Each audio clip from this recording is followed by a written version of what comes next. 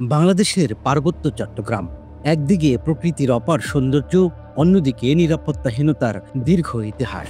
১৯৯৭ সালের শান্তি চুক্তির পর থেকে সেনা ক্যাম্প ধীরে ধীরে কমানো হলেও প্রশ্ন জেগেছে, আজকের বাস্তবতায় কি সেই সিদ্ধান্ত সঠিক ছিল, নাকি আবারও পাহাড়ে সেনা উপস্থিতি বাড়ানো দরকার?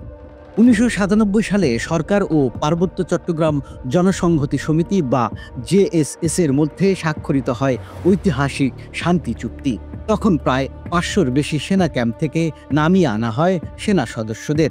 বর্তমানে সক্রিয় ক্যাম্প সংখ্যা মাত্র ২৩০। উদ্দেশ্য ছিল আস্থা সৃষ্টি ও পাহাড়ে স্থায়ী শান্তি প্রতিষ্ঠা। কিন্তু সময়ের সাথে সাথে চুক্তির প্রতিশ্রুতি পূর্ণাঙ্গভাবে বাস্তবায়ন হয়নি, বরং নতুন চ্যালেঞ্জ দেখা দিয়েছে নিরাপত্তা ফ্রন্টে। বিশ্লেষকদের মতে, সেনা উপস্থিতি কমার পর থেকেই পাহাড়ে আবারও মাথাচাড়া দিয়ে উঠেছে জেএসএস ও ইউপিডিএফ। নানা জায়গায় টোল আদায়, চাঁদাবাজি ও সশস্ত্র হামলার অভিযোগ রয়েছে তাদের বিরুদ্ধে। স্থানীয় জনগণও মাঝে মাঝে আতঙ্কে দিন কাটাচ্ছেন। অভিযোগ উঠেছে, মিজোরাম ও ত্রিপুরার সীমান্ত ঘেঁষে ভারতীয় মাটিতেই এসব গোষ্ঠী অস্ত্র ও প্রশিক্ষণ পাচ্ছে। অর্থাৎ বিষয়টি শুধু পাহাড়ের ভেতরে সমস্যা নয়, বরং একটি আঞ্চলিক নিরাপত্তা সংকট। বাংলাদেশ একমাত্র দেশ নয় যে পাহাড়ি অঞ্চলে সেনা মোতায়েন নিয়ে বিতর্কে রয়েছে। ভারত কাশ্মীর, লাদাখ, আসাম ও মণিপুরে দীর্ঘদিন ধরেই সেনা মোতায়েন রেখেছে। পাকিস্তান রাখছে বেলুচিস্তান ও উত্তরাঞ্চলে। চীন তিব্বতে, নেপালও করেছে নিজেদের পাহাড়ি জেলায়। এসব দেশে রাষ্ট্রের ভৌগোলিক অখণ্ডতা রক্ষার জন্য সেনা উপস্থিতিকে স্বাভাবিক ধরা হয়। তাহলে প্রশ্ন জাগে, বাংলাদেশ কেন বারবার সেনা ক্যাম্প সরিয়ে নেয়ার চাপের মুখে পড়ে?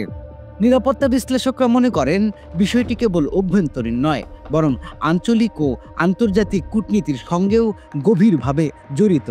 আন্তর্জাতিক মহলের একাংশ বাংলাদেশকে পাহাড় থেকে সেনা প্রত্যাহারের পরামর্শ দেয়, অথচ একই মহল ভারতের কাশ্মীরে বা মণিপুরে সেনা উপস্থিতির সমালোচনা করে না।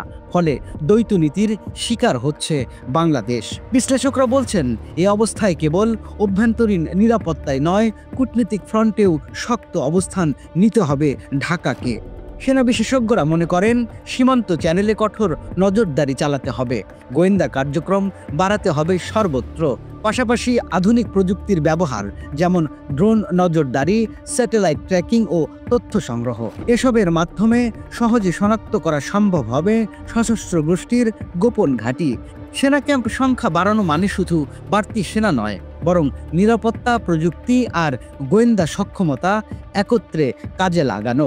শান্তি প্রতিষ্ঠা মানে শুধু অস্ত্রবিরতি নয়, বরং মানুষের আস্থা ফিরে পাওয়া। পাহাড়ে সেনা ক্যাম্প বাড়ানো দরকার, কারণ এটি শুধু সন্ত্রাস দমনের জন্য নয়, বরং পাহাড়ে সাধারণ মানুষের নিরাপত্তা নিশ্চিত করার জন্য। আন্তর্জাতিক মহলের চাপ থাকলেও রাষ্ট্রের প্রথম দায়িত্ব নিজের নাগরিককে রক্ষা করা, আর সেটাই হবে পাহাড়ে টেকসই শান্তির মূল চাবিকাঠি।